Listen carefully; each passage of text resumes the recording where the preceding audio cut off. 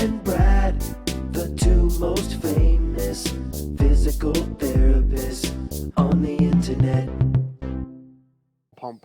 Hi, folks. I'm Bob Schrupp, physical therapist. Wow. Brad Heineck, physical We're therapist. the most famous physical therapists on the internet. In our opinion, of course, Bob. Herniated disc, Ooh. sciatica. How often can it heal on its own? I think a lot of people want to know this, Brad. If you Right. have sciatica and it's caused by a herniated or bulging disc, you want to know, can that disc actually heal? Or do you need surgery? Right. The big question. So we're going to go over that today. We actually have a fine study that provides us with the answers, I think. There you go. So, but If you're new to our channel, Oh. please take a second to subscribe to us. We provide videos on how to stay healthy, fit, pain-free, and we're going to make you a better you. oh, Also, yes. you're going to want to go over to our social media channels and join us on Instagram and Facebook, because we're always giving away something. And this week we're giving away, ta-da, the grip strengthener, the Wow. Bob and Brad grip strengthener. There We you actually go. invented this. This thing is solid here. This is made out of pipes, and you'll see how it works. It actually increases your strength. It's a good product, Yeah, is what it's he's good. saying. Apparently, I didn't convey that very well. So anyway, the study was called, this is a mouthful, but I want to say it so people can look it up if they want to.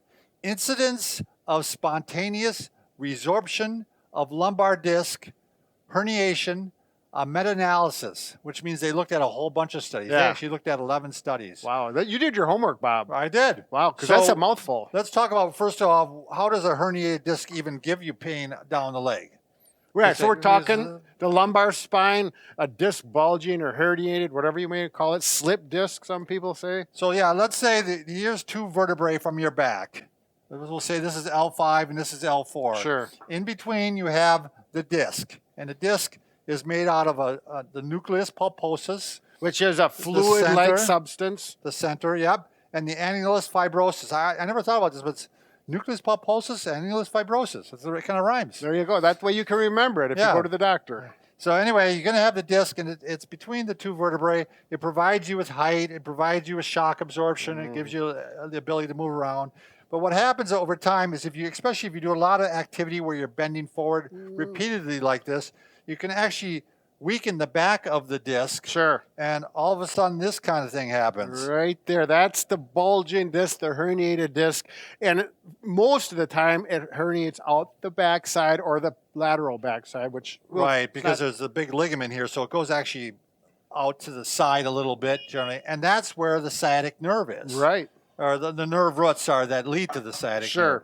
So if you want to look on here, we got a little model here. Brad's going to go ahead and... So we got L4, L5, and right there they're showing in red that's the bulging disc pushing into this nerve that goes down the leg and may go, to near to the foot on that one. So the question the study asked is, can this, once it goes out like this and herniates or extrudes, there's a lot of different words for it, isn't Sure. it? Yep. Can this get reabsorbed? Can it go back in? Can the body heal itself, so Right. to speak? And the answer is, I'm going to give you the answer right ahead of time, is Ooh. that yes, it can.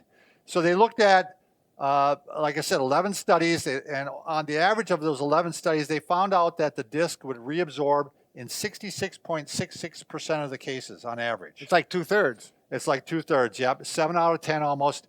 And it usually was, like 2 to 5 years after the diagnosis, it would get reabsorbed. This happened to my brother-in-law. Sure. I was a younger therapist, and he had a herniated disc, and at the time I thought, well, you got to have surgery. Yeah. And he didn't have surgery. Right. And then like 2 years later, I said, well, whatever happened to that? He goes, they said it got reabsorbed, and it went away. Yeah. So now the thing is, for a lot of you out there, are going to say, well, this is really bad pain, and that's why we're going to want you to try some exercises.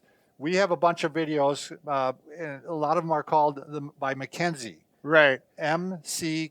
McKenzie. Or if you Google Bob and Brad herniated disc, Herniated disc, yeah. or sciatica, and go to one of our playlists, and they'll have a number of it. You can get a pot of coffee and just start watching them. You'll get a full education. Write up a paper and send it to us, and we'll give you your master's degree. Yeah. I'm just kidding, but no, we have a nice playlist, a lot of information. Right. So you're going to want to try that. And, obviously, or maybe it's not obviously, if you start getting progressive weakness from the sciatica, it's actually pressing on a nerve, then you have to consider surgery. I mean, One of the classic symptoms is foot drop. If you're unable to walk and your foot continually slaps on the floor without control, that's a big one. There, really bad numbness too would be a sign.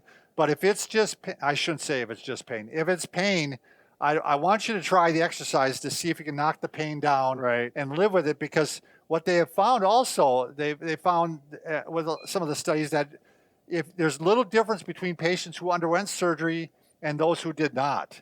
So surgery isn't always the correct. It's not always the answer. It is sometimes. Yep. But I really would do everything in your power not to have the surgery to start off with. Sure. And try conservative means first. Right. And one big thing can just be posture, particularly seated posture, using a lumbar support of some kind. Because when you're seated with poor posture, that really can help push that disc out where you do not want it. Yeah, especially do it over a long period of time. It's just going to go ahead and wear out the back of that disc. But also understand this. The disc wears out with age. I mean, this is not an uncommon thing.